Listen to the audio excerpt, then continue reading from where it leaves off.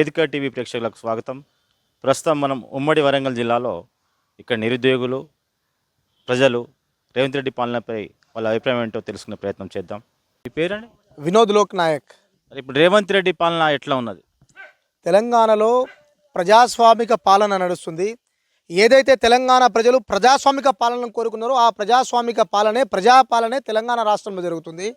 ఈ తెలంగాణ ప్రజలు సార్వభౌమాధికార స్వతంత్రంగా ఆత్మగౌరవంతో కూడినటువంటి నాయకత్వాన్ని తెలంగాణ ప్రాంతం కొట్లాడతోనే వచ్చినటువంటి ఈ రాష్ట్రంలో కేవలం బానిసతత్వంతో కూడినటువంటి రాచరిక పాలన కేసీఆర్ గారి నాయకత్వంలో జరిగింది.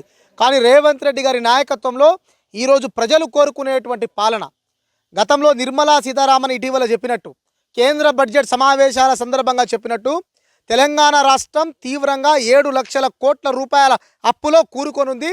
దీనికి ప్రధాన కారకులు కల్వకుంట్ల కేసీఆర్ గారు, గౌరవ తాజా మాజీ ముఖ్యమంత్రి.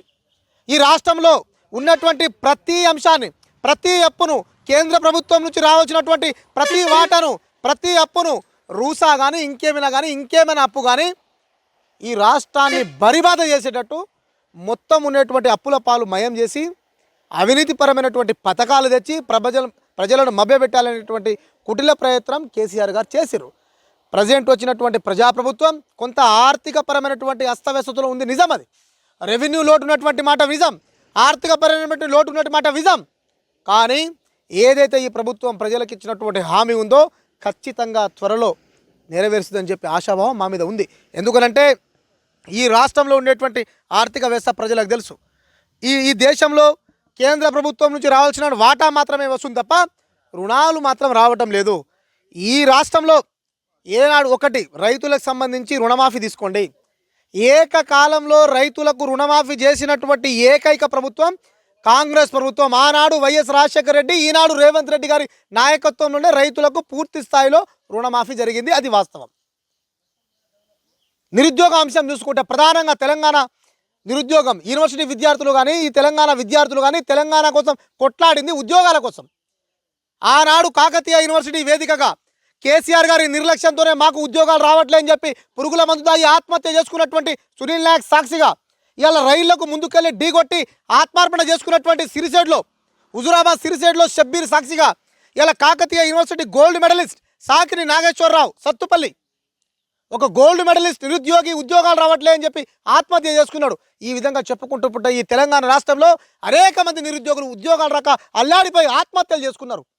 కానీ ప్రజాప్రభుత్వం, కాంగ్రెస్ ప్రభుత్వం, రేవంత్ రెడ్డి గారి నాయకత్వంలో వచ్చినటువంటి ఈ ప్రభుత్వం కేవలం 1 సంవత్సరంలోపే 55,000 ఉద్యోగాలు, ఇవాళ జాయినింగ్ లెటర్ ఇచ్చినటువంటి పూర్తి స్థాయి ఆ బాధ్యత ప్రభుత్వాన్ని కాదా?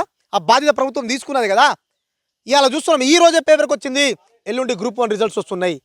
12వ తారీఖు ఏదో డేటు, దాని తర్వాత రోజే గ్రూప్ 3 రిజల్ట్స్, దాని తర్వాత రోజే గ్రూప్ 4 రిజల్ట్స్, మెరిట్ లిస్టుల జాబితా.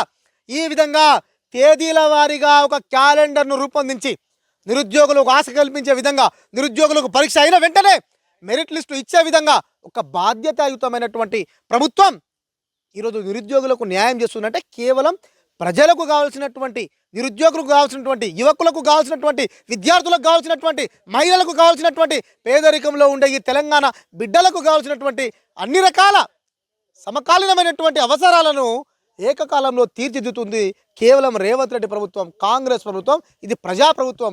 కాబట్టి ఈ 2 వ్యత్యాసాలు, నక్కకు నాగలోకానికి ఉన్నటువంటి తేడా, ఈ వ్యత్యాసాలతోనే ఈ ప్రభుత్వం, గత ప్రభుత్వ వైఫల్యాలు, ఈ ప్రభుత్వం ప్రజల కోసం తాపత్రయపడే విధానాన్ని కళ్ళతోనే చూడవచ్చు అని చెప్పి కూడా ఈ సందర్భంగా తెలియజేస్తున్నా. నమస్తే అండి. నమస్తే అండి. మీ పేరు? హరిలాల్ అండి. రేవంత్ రెడ్డి పాలన ఎట్లున్నదండి? సూపర్ ఉందండి, బ్రహ్మాండంగా ఉంది.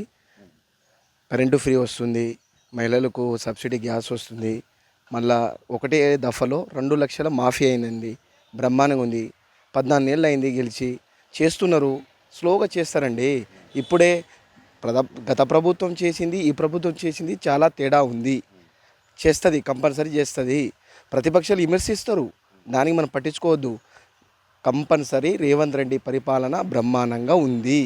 పథకాలు ఎట్లా ఉన్నాయంటారు? సూపర్ అండి, బ్రహ్మాండంగా ఉంది. ఫ్రీ కరెంట్ వస్తుందా? 100% వస్తుంది, ఫ్రీగా వస్తుంది. అందరికి ప్రజలు తెలుసు కదా, వినియోగించే వాళ్ళకు తెలుసు. వాళ్ళు ప్రతిపక్షాలు చెప్తారు, దానికి మనం పట్టించుకోవద్దండి.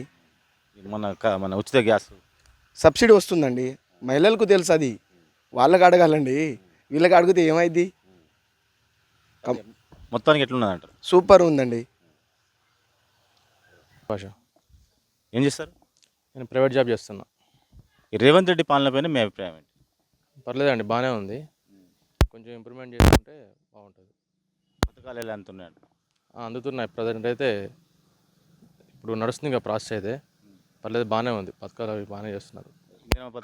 ఇందిరమ్మ ఇళ్ళ పథకం స్టార్ట్ చేస్తా అని చెప్పి అంటారు. అది చూస్తున్నాం. అదంతా నడుస్తుందని చెప్తున్నారు. ఇంకొన్ని రోజుల్లో ఆ పథకం అమలు అయితే మేము కూడా చేసిన ఆలోచనలో ఉన్నాం. అన్ని మొత్తం మీద ఉచిత బాగున్నాయండి, అన్నీ బాగానే ఉన్నాయి, అన్నీ అందుతున్నాయి. టోటల్ రేవంత్ రెడ్డి పాలనపైన మీ అభిప్రాయం? పర్లేదండి, బాగానే ఉంది. అది ఇంకొంచెం ఇంప్రూవ్ చేసుకుంటే బాగుంటుంది.